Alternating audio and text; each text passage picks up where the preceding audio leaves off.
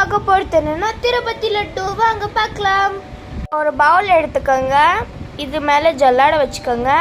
1/2 cup கடலை மாவு சேர்த்துக்கோங்க. அப்புறம் இதை ஜலிச்சுக்கோங்க.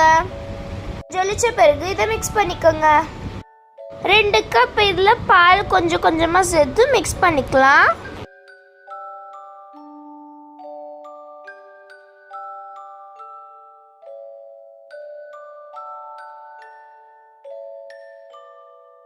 ஒரு வானிலை எடுத்துக்கோங்க. இதில் நம்ம எண்ணெய் சேர்த்து இதை ஹீட்டாக விட்டுடலாம். 1 ஸ்பூன் நம்ம நெய் சேர்த்துக்கலாம். இப்போ இந்த மாதிரி நாம இதை பூந்தி போட்டுக்கலாம்.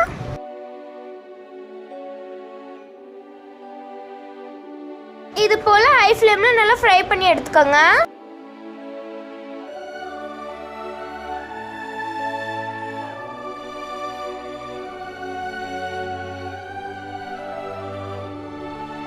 இப்போ நாம இதை வெளியே எடுத்துடலாம்.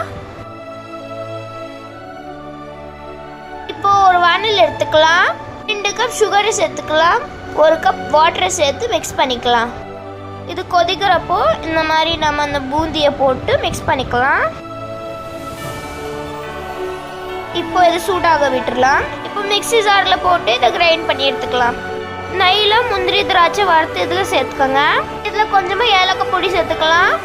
இப்போ நாம் இந்த கல்குண்டை சேர்த்துக்கலாம். நாம் இதில் கொஞ்சமாக பச்சை கலப்பூரை சேர்த்து மிக்ஸ் பண்ணிக்கலாம்.